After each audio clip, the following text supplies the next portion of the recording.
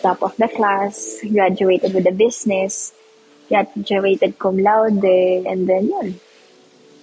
Kaya, kaya kay Zoe, hindi naman sasanay na ako sa challenges, but for me is, I know I have a very, very, Zoe Sulaiman. Oo, yung naglakad sa baha, oo. Dun sa may Marcos Highway, oh my God, yung diring-diri ako sa sarili ko noon kasi parang di mo alam. Kasi sobrang itim ng tubig. Tapos nakikita mo na lang may mga lumulumang rashes noon. So, dami-dami kong rashes noon. Kasi I have eczema. So, sabi ko, patay yung rashes ko, patay yung legs ko. Kaya ang dami kong dark spots sa legs. Because grabe yung rashes ko. As in, sobrang grabe yung rashes ko.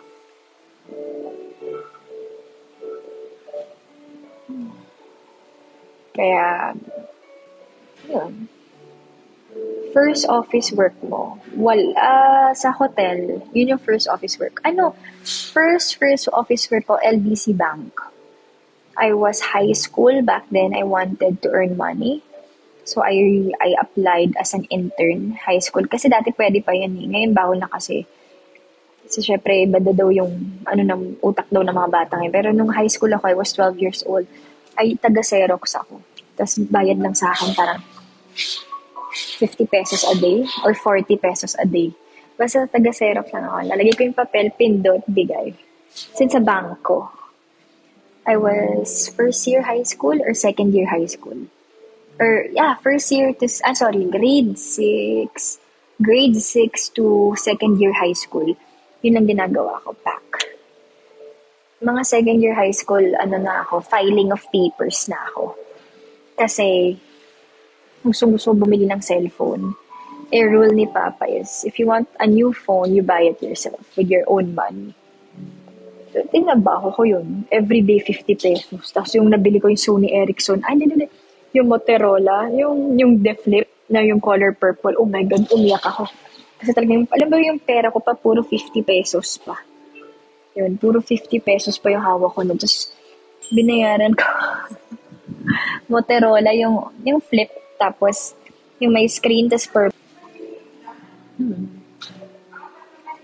Kaya maybe, syempre trauma na siguro yon or from experience.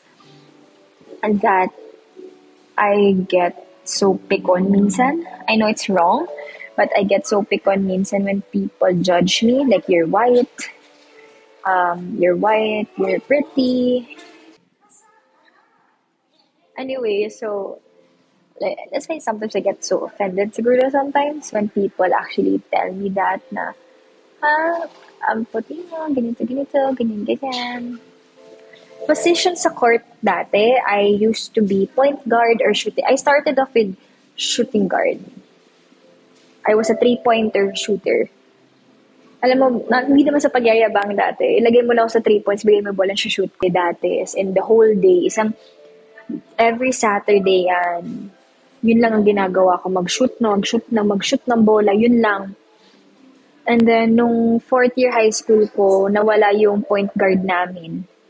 I had to practice. So, talagang dribble every day. So, ganun lang ako ng ganun, tapos ganun. Basta, like, basketball was my life dati.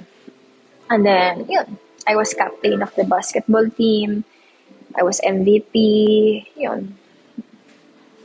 The thing is, hindi ako nasa scout ng ibang malalaking schools kasi sobrang liit ko. Yun. Maliit kasi ako.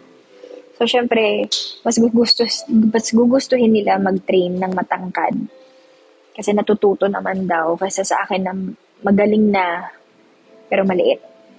So, yun. So, I never got the cut because I was small. But you give me the ball, I could shoot. Ganun. And then,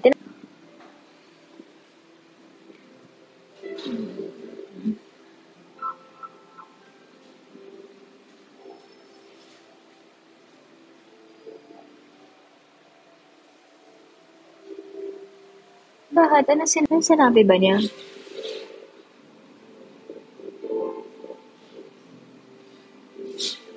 Ano ba sabi niya? 5'2" ako. 5'2".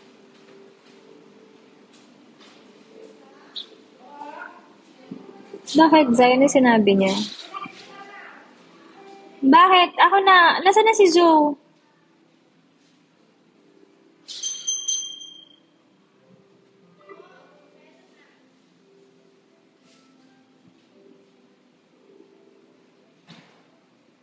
Yan ang problema yan. Yan yung mga problema sa mga tao. Like, so what?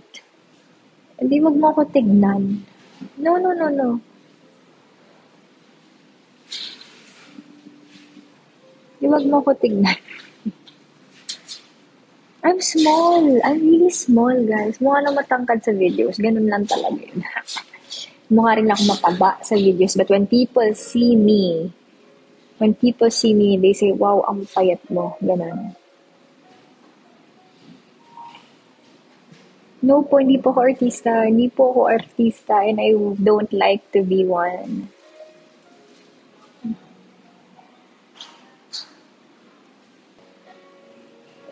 Kasi guys, ngayon lang nakasama rin ni Mama si Zozo. Kasi di ba na-hospice? Tapos nagpabawal ako ng mga tao makita si Zoe for 2 days kasi baka mahawa.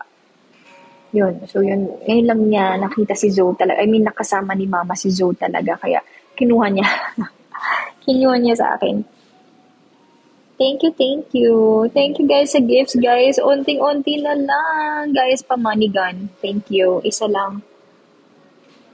Nagtitinda ka pa rin po ba sa may Antipolo? Nag-Antipolo